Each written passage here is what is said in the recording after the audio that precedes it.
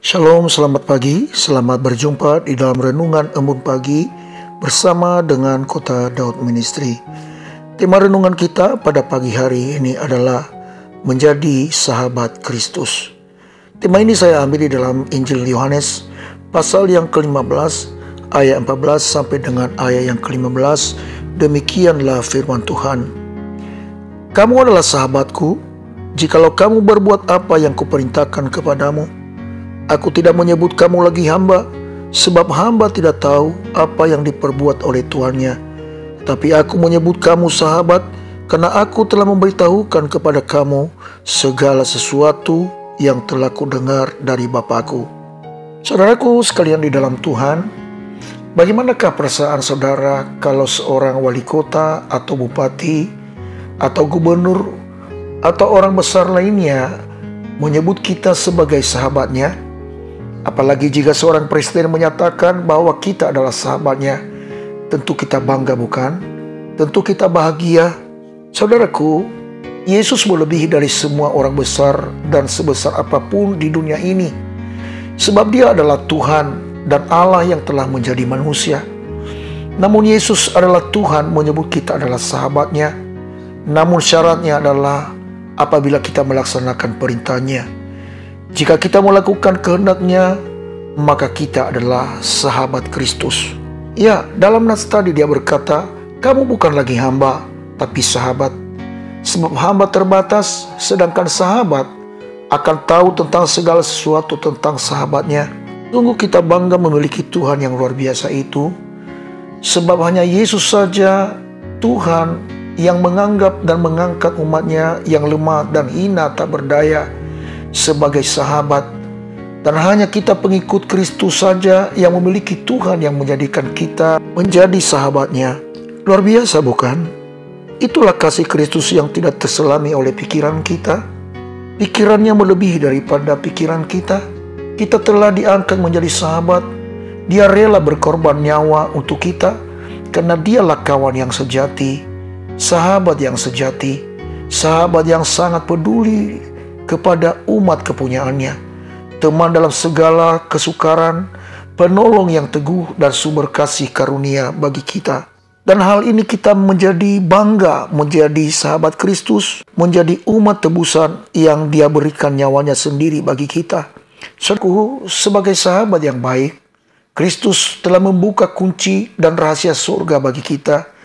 Dia menjadi pintu sekaligus kunci menuju ke surga mulia bersama Allah Bapa. Ia berkata di dalam Yohanes pasal 14 ayat 6, Akulah jalan dan kebenaran dan hidup.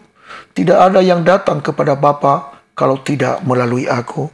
Di dalam kasih-Nya itu, Ia memanggil kita sahabat. Tuhan Yesus adalah teman curhat terbaik. Dia bukan hanya mendengar curhatan kita.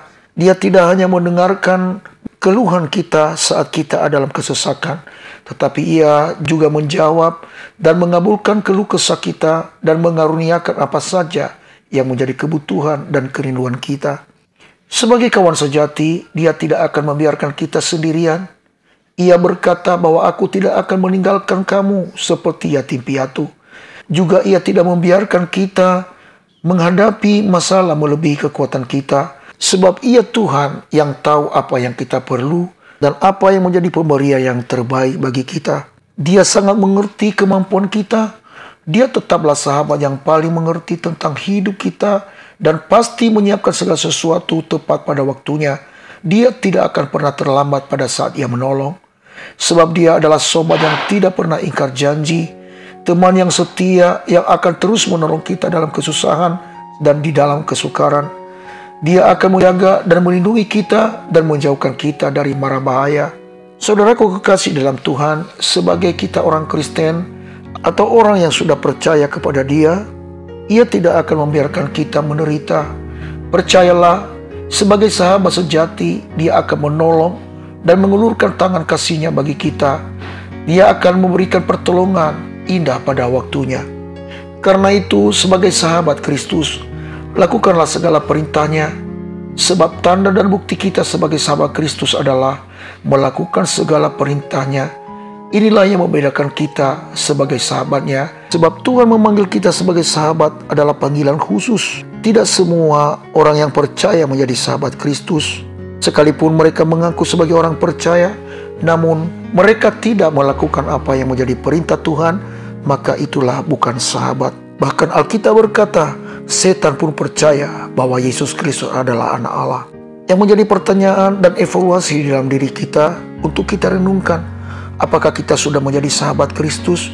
Yaitu, sudahkah kita melakukan perintah-perintahnya? Memang melakukan perintah Tuhan Yesus itu adalah konsekuensi, yaitu mungkin saja orang-orang dunia akan menolak kita. Sahabat-sahabat kita akan menolak kita, karena kita tidak mungkin kompromi dengan dosa. Sebab dosa sekecil apapun sudah pasti tidak mungkin menyenangkan hati Tuhan. Namun apabila kita sudah menjadi sahabat Kristus, kita sudah pasti akan memiliki kebahagiaan, baik saat ada di dalam dunia ini maupun di dalam kehidupan nanti, di dalam kehidupan yang kekal. Saya Pendeta Zaluku di sini. Saya ucapkan selamat pagi, selamat beraktivitas. Tuhan Yesus menyertai kita sekalian. Shalom, Maranatha.